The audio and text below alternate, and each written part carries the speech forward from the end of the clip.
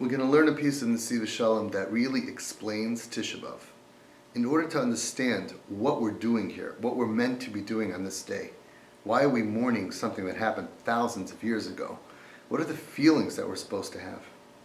And in order to understand that, we have to understand a concept in the Jewish calendar. The Arizal says that every day is different and no day is repeated. However, there is something called a mazel. We know that certain months are masugul, are more set and ready for catastrophe, and some days and some parts of the month are masugul, are set, prepared for miracles. And that's really what happens. There's a year, 354 days, that goes around and around and around every single year, every single year. There are certain days that become revealed that those are days for miracles. Those are days for judgment. Those are days for danger.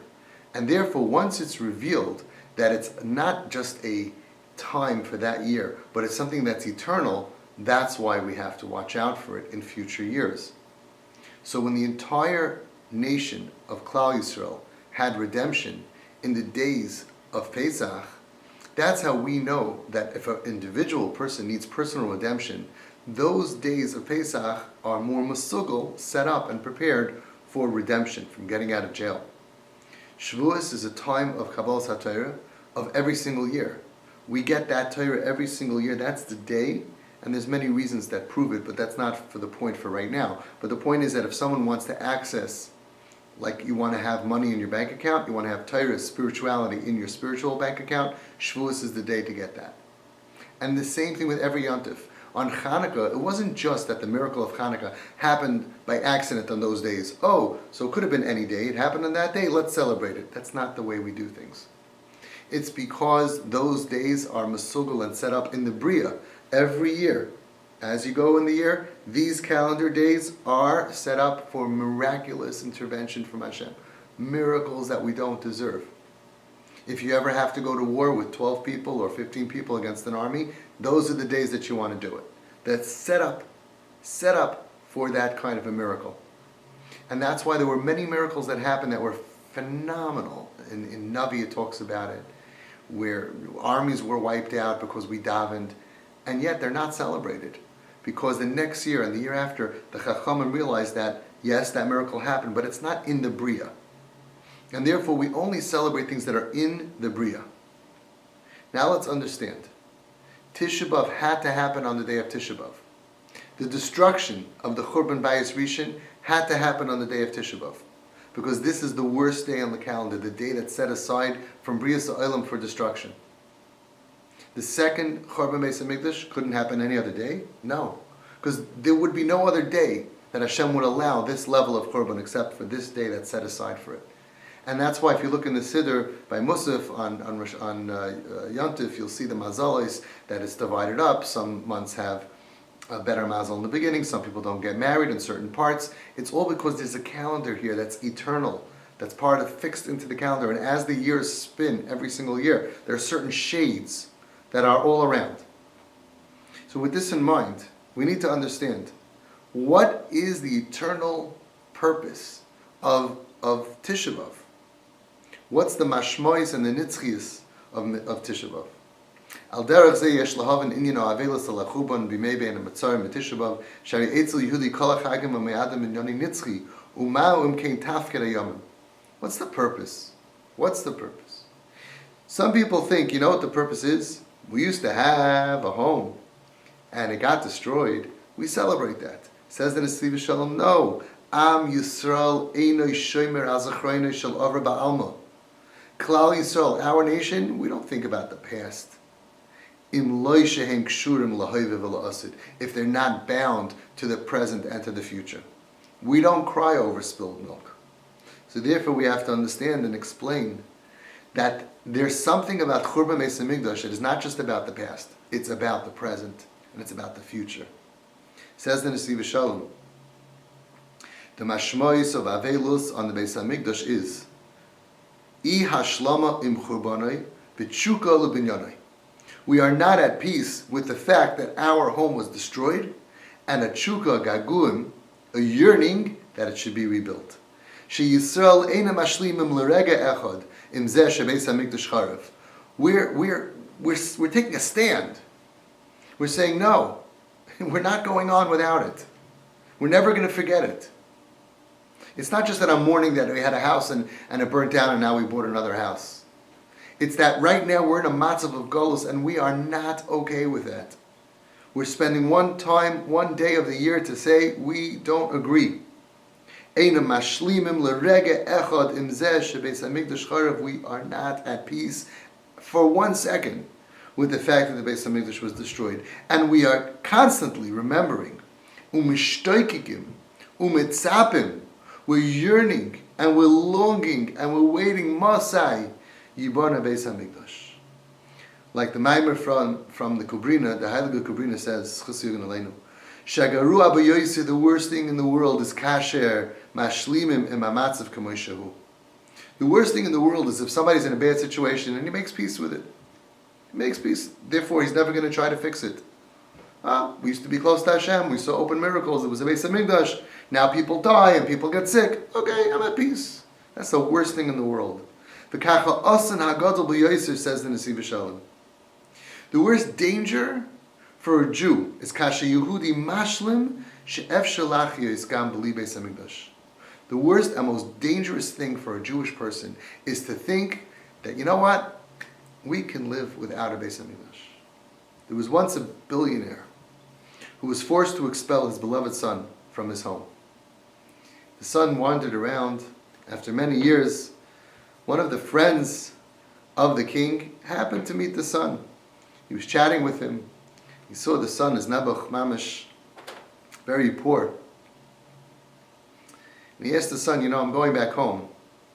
You didn't see your father in a long time. I'm going back home to your father. Is there anything that you want me to say to him? Any message? Kid looks at him and says, you could really do me a favor. Please ask him. Tell him that I need a new laptop and I can't afford it. Could you please send me a laptop? At that point, says in the Nesivas Shalom, the man burst out in crying.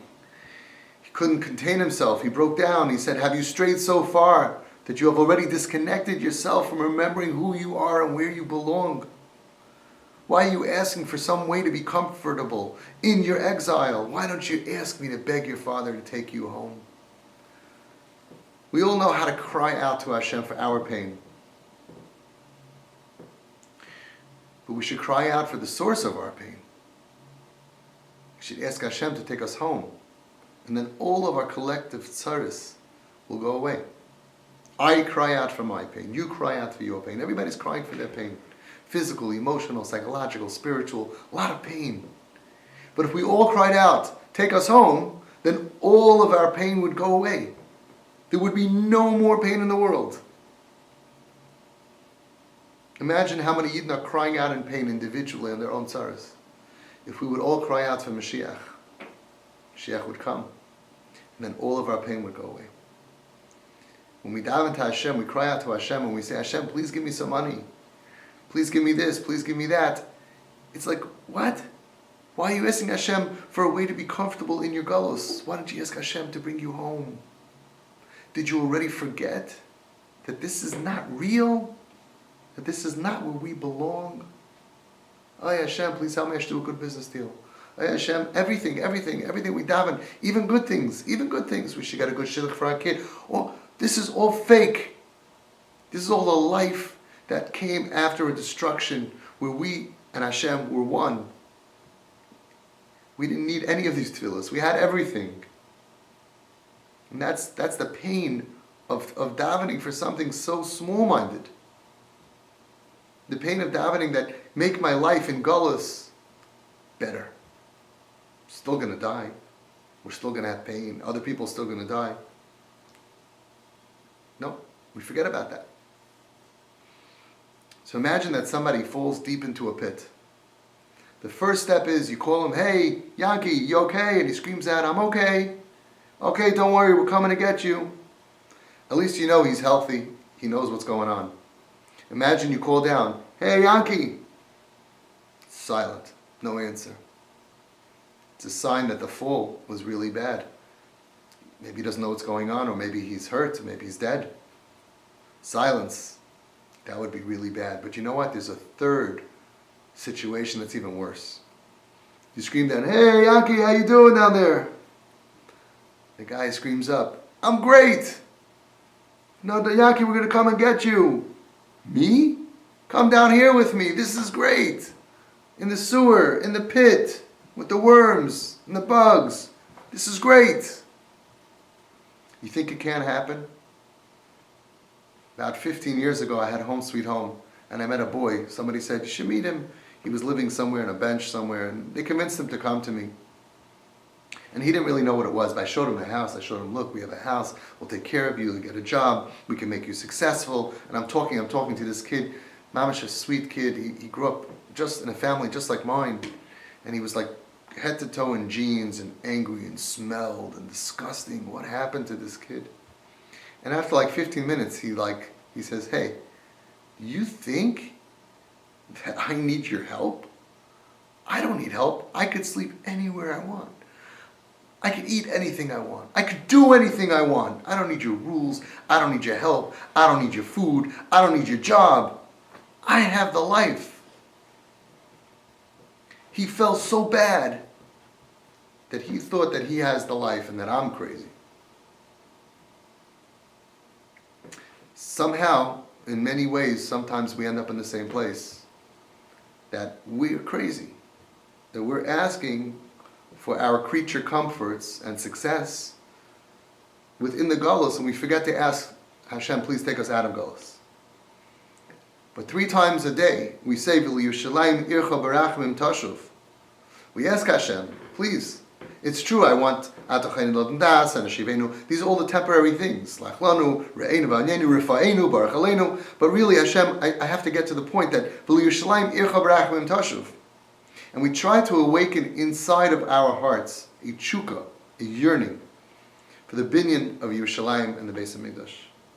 And especially when it comes to Musaf and the Shalosh Regalim, if you learn the Musaf and Shalosh Regalim, the whole inside, the whole words is just, it's complete moving, very, very moving, of a shtoikikus, tremendous yearning for the binyan Beis HaMikdash. Avinu Malkeinu, Galei Kavod Malchus Aleinu Mehera. Reveal the covet of your Malchus on us. Melech Rachman, Rachem Aleinu, Shuva Aleinu. And the shtoikikus hazoisi bebechina shel karbanos. It says in the Nesivas Shalom, in the Beis HaMikdash, they used to bring a carbon to Hashem. You know what our carbon is? Gaguim, yearning, shtoikikus. Saying, Hashem, oi, Hashem, please bring the Beis HaMikdash. That's a carbon. We're sacrificing a carbon to Hashem. And the Baal Beis Avram says that gaguim ledavar hem yoyse gedolim yatzam hadavar. The yearning to do something is even greater than when you do it. He explains beautifully. The yearning for something in a certain way, of course, when you do it, you did it. But in the emotional level of how excited you were and how involved your brain was and your emotional capacity was, it's higher when you're waiting for it. It's higher when you're yearning for it. The chassan, before his wedding, as much as his wedding is the most incredible thing in the world, but the yearning, you can go meshuga from the yearning. That's what the Beis Avram says. Gaguim is even more than the etzem davar. And therefore, if the gaguim is more than the etzem davar, so then it comes out that the beginning of the binyan Beis HaMikdash, the Beis HaMikdash is beginning to be built from what? From the koyach of the hishtoikikus, of the yearning, that Yisrael mishtoikikim begalus lebinyan Beis HaMikdash, shal yidei zeh heim mamshichin es binyanoi.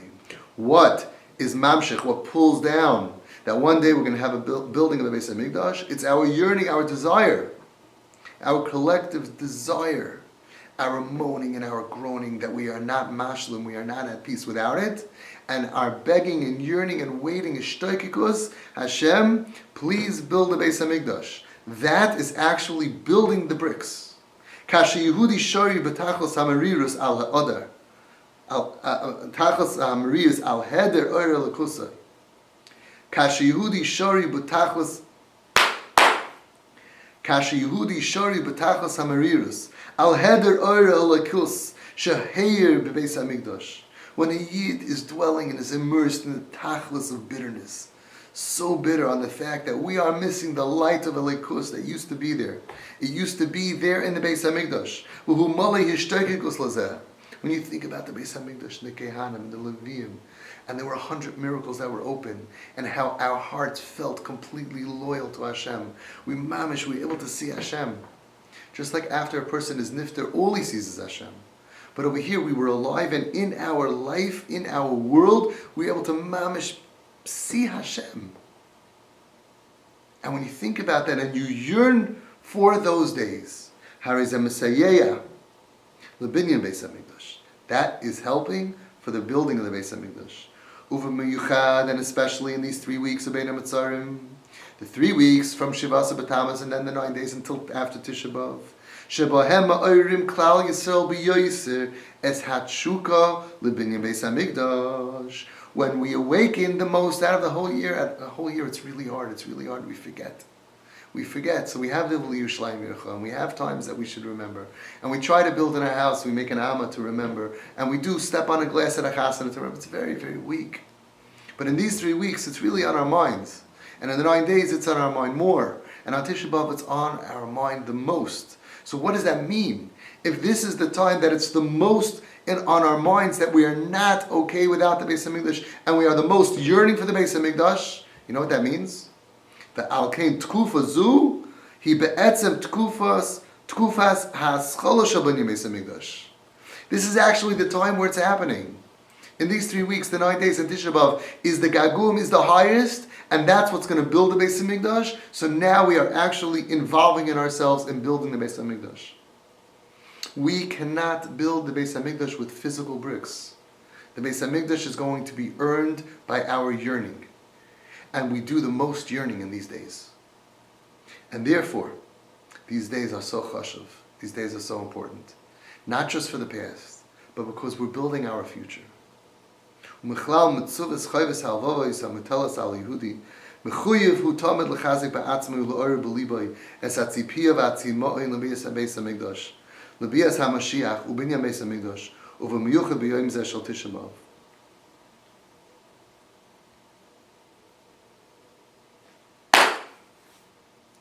V'chol kama shehudi magbir es ha'shtoikigus v'hagaguim shaloi, as much as you, nobody can control you, you have to do this yourself, as much as you can increase your yearning. That's Mekarev the Geula, the redemption, for the Klal, for everybody, and for your own individual redemption. In Tehillim it says, David HaMelech said, Mizmar David b'Yosef b'Midbar Yehuda. When David was in Midbar Yehuda, he said, Samalecha nafshi, my soul thirsts for you. Kamalecha basari, my flesh yearns for you. Shekashahoyu David b'Midbar Yehuda. Rachak mi Beis HaMikdash. David was far away from the Beis HaMikdash. He was in a Midbar Yehuda. He didn't have that light that lights in the Beis HaMikdash. So what did he do? How does a Jew live in Golus? How do you get through the day and night, the weeks, the months, the years? Could you really have fallen so much that we get so wrapped up in the narishkeit that's only a result of being homeless? Can we really forget? We're so busy with the weddings and the band, and I got to book a band, we got to go work, and we got to pay. All of this wouldn't be if we weren't thrown out of our home. And we have to beg for it to come back. And instead we're so busy doing everything that we're doing because we're homeless. So what did David HaMelech do? He taught us what to do. When you're far away from the Beis HaMikdash, when you're far away from Kedusha, when you're separated from that revelation on any level. Everybody has times that they felt a revelation at a certain place, at the Kaisel, at Uman, at Mezhbish, at a certain time, at a certain yontif, a certain tefillah. We all have those sparks, the revelation that we can close our eyes and we can remember. Some of us have good times in yeshiva. We really learned Basmada. Everybody has those times in their memory. So what do you do when you're far away from that?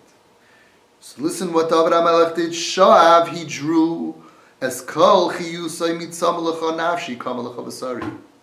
He wasn't just saying, I miss it, I'm thirsty for it, I don't have it. That was the way he ignited his chiyus. You need to be alive. Either you need to be learning Torah, or you need to be yearning to learn Torah. You need to have a Beis HaMikdash, or at least you need to yearn for the Beis HaMikdash. It's not just, I miss what I wanted. That's actually what ignites inside of you a passion and a pure fire inside of you. You become a different person. You're not just a homeless guy saying, I wish I had a home, and nothing changes. When you say, I wish I had a home, everything changes. You're a different person. You're a person who realizes he's out of place, and you're a person who's yearning for a geula. You're a person who's yearning for kedusha. It's a whole different ballgame. And that's what David HaMelech did when he was far away and he couldn't go to the Beis HaMikdash. He couldn't tap into that greatness. So what did he do? He said, oh, I'm so thirsty for it. He didn't say forget about it. He didn't let it go out of his mind. He didn't say it's okay, all right, let me deal with what I got to deal with now. He said, I'm thirsty for it. And therefore the it still took over his life. He didn't have the water of Torah, of Kedusha on that level, but he had the yearning for it. And he was a Jew who yearned. It's a different kind of Jew. And he said, I yearn for it. My flesh is yearning for it. Somebody who's yearning for the Beis HaMikdash is a different kind of Jew. Says in Nesivas Shalom, if you thought that you're here to cry about something that we lost, it's over, it's done. No. We're changing who we are. Tomorrow and the day after and a month from now, when you go to work and you carry on your business and you go to learn and you deal with all your issues and your problems, you can't be the same person. You can't leave Tisha B'Av the same person as when you went in. This has to spark such a gaguim, such an awareness of our yearning, that I'm a different person. I'm not going to work because I want to go to work. I'm going to work because I'm homeless, and until Hashem lets us go back, I gotta go to work. Everything that we do, we have to do it with that in mind. Don't get mixed up and think that that's the ikr now to do this thing. You always have to have in mind, I'm doing this because I'm homeless. And until Hashem brings us home, I gotta go do this. And then I gotta go to the doctor. And then I gotta go help somebody. Everything I'm doing, it's all fake. It's all life. Only after the fact that we don't have a Beis HaMikdash. The concept of mourning and crying of a Jew on the Churban Beis HaMikdash is simply this. Hishtoikikus v'gaguim legilui hagadol shel or ho'alikus sheheir bizman shebeis hamikdash hayakayim. It's a yearning for the revelation of this tremendous light that used to be there. So many Tisha B'Avs we go by, people go, and we sit on the floor, and we never awaken the yearning.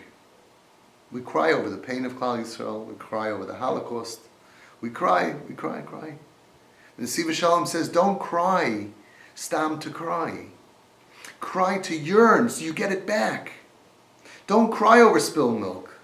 Realize that through your yearning, your gaguim, your bechiyah of Hey Hashem, I am begging you. I need the Beis HaMikdash. That is the geula. That is building for the geula. That is building the blocks of the Beis HaMikdash, and you become a different person. The Rebbeinu Yoni says in Ois Hey that when the Beis HaMikdash was bibinyanai, Beis HaMikdash was here, every second was a bechin of Maimon Har Sinai.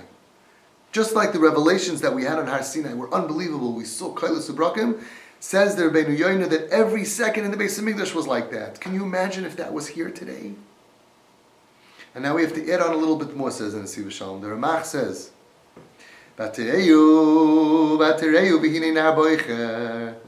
listen to this very carefully. We know the story of Basya Bas Parai, or some people say Bisya, that she went ahead and she stretched out her arm and she saw a baby crying. She saw that the lad was crying. And what are the next words? She said, listen to the Heilige Werte. Hainu shemibchiyasai. From the cry, hikira shehu Yehudi. The way that this child cried, she said, this is a Yiddish kind. Ki rasa sheboicha bechi shel tikva, v'loi bechi shel yush. She saw this kid crying. Klal Yisrael was at all-time low. They were throwing babies into the water. They were xeris against us. It was horrible. And yet this Moshe Rabbeinu that represents the Bechia of Klal Yisrael, the Neshama of Klal Yisrael, he represents what we're all about. He was crying. And she said, this is a Jewish kid. Because I can tell the difference. This is not a Bechi of Yush. This is a Bechi of Tikva. This kid is crying hope. This kid is not crying despair. Right?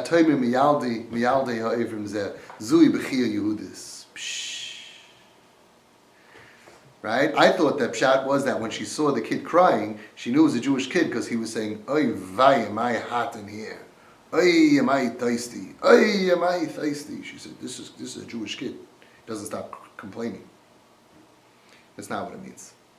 She was able to determine from his cries, a Yiddishe cry. Rabbi say, a Yiddishe cry is coming from yearning, not over past losses, over what I want for myself in the future.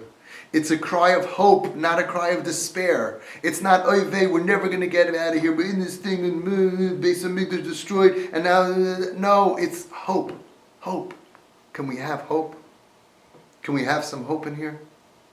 Can we realize that Hashem wants our yearning, our gaguim, and that is rebuilding the Beis HaMikdash, hope by hope, brick by brick. Kashi Yehudi boicha al churban Beis HaMikdash hari ze bechia shel tikva.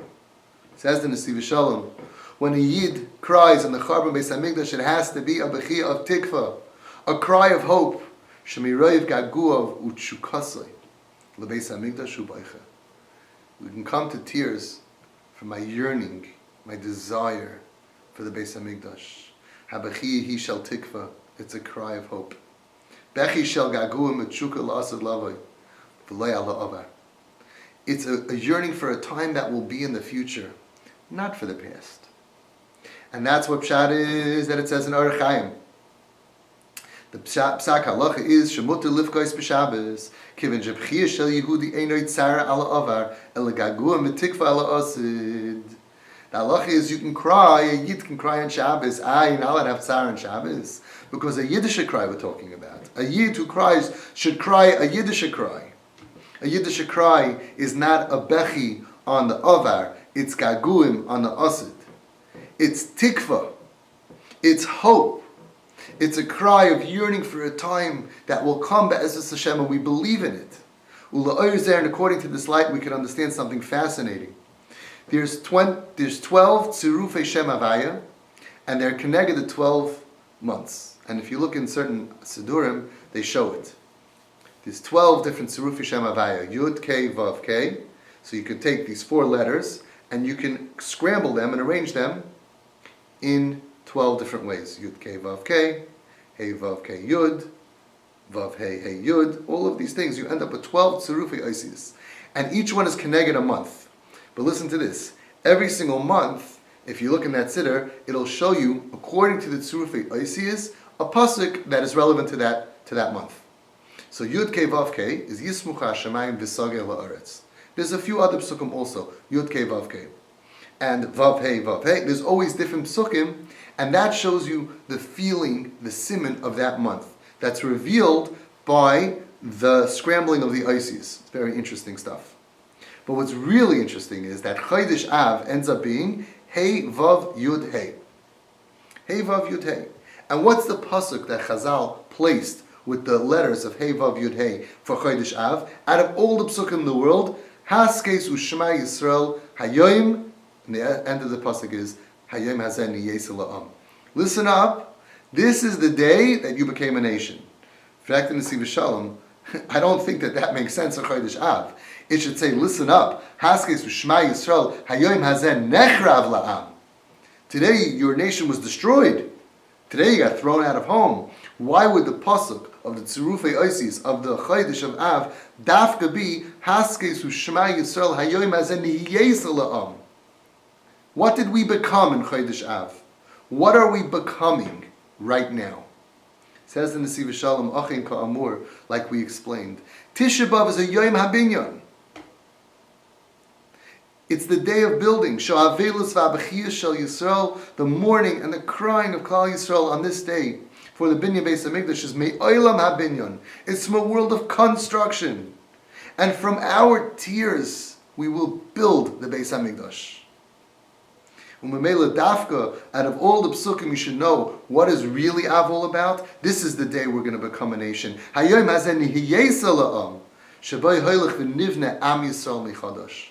The rebirth of Klal Yisrael. One day when Mashiach comes, we're going to say, what did it come from? It came from yearning. When was the most? We're going to have a yearning app. We're going to see, when was the most yearning? During the year, it's very hard to yearn. We yearn a little bit here, we yearn a little bit there, we pause, we think, okay? But misabel, this tears, crying, sitting on a floor, reminding ourselves of that we're not home. Where was the peak of this? Was this month? Was this 3 weeks? Was this 9 days? Was this day of Tisha B'Av? Kumt eyes that these are the days of the binyan of the new nation of Klal Yisrael. We're never getting out of Galus until we get Mashiach. And Mashiach's only going to come from our Gaguim. And the day of binyan is going to be these days of Tisha B'Av that we have now, that we cry. Our tears are not about the past. It's about building a home for ourselves and our children for the future. To earn Mashiach to come. These are the tears that are building the Beis Hamikdash. We have a lot of tears that we shed. A lot of the tears that we shed, if you stub your toe, you can cry. You break your leg, you cry. And a lot of other things. Those tears are be'etzem worthless. They don't build anything. They're just saying, I am in pain. It's human. We're in pain. They're not used to build anything. The tears of Tisha B'Av are tears to build a future without pain. And now we understand why Tisha B'Av is called a festival, a mayid. Usually a mayid is a really good thing. And in the Avi Fishoff, it brings from the Medrash says, there's no festival like the day that the Beis Hamikdash was destroyed. I mean, how does that make any sense? This is the worst day in the world. The answer is yes, it was a tremendous churban that happened on this day. But only from remembering the churban and doing the right thing today will we build the future. So right now, it's a day of building.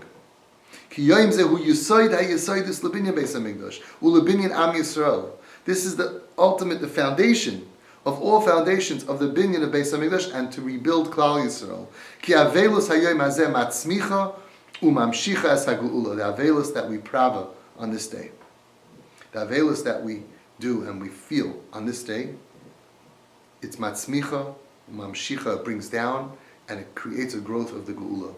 Ula fizeh habachia al Beis Hamikdash einena bachia shel churban. The crying of the Beis Hamikdash is not a crying of Churban. Ela b'chiyah shel binyan. It doesn't come from the Olam HaChurban, the world of destruction. It comes from the Olam HaBinyan, from the world of construction. Ha-boine u'mamshicha es binyan Beis Hamikdash ha'asid. And now we can understand Chazal. Sheboi biyoyim shechara Beis Hamikdash noilad Menachem. Mashiach will be born on the day that shechara Beis Hamikdash. Why? And also it says, "B'chol shana b'Tisha B'Av la'achar chatzos hayom maschel le'hisnaitzis oir shel Mashiach." The oir of Mashiach starts to spark on Tisha B'Av after chatzos. Shelechayer yesh levar ma'shayich li'dosis shel Mashiach dafka liyom zeh. Why can't Mashiach be born any other day of the year? Why dafka Tisha B'Av after chatzos is the spark of Mashiach? Why dafka do we say that Mashiach is born actually on the day of Tisha B'Av? And the answer is like we said, because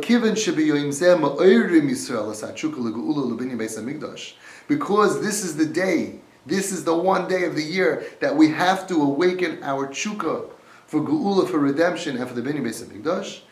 Through this chukah, al yidei ha'ishtokikus hazois heimatzmichim as karen ha'yeshua.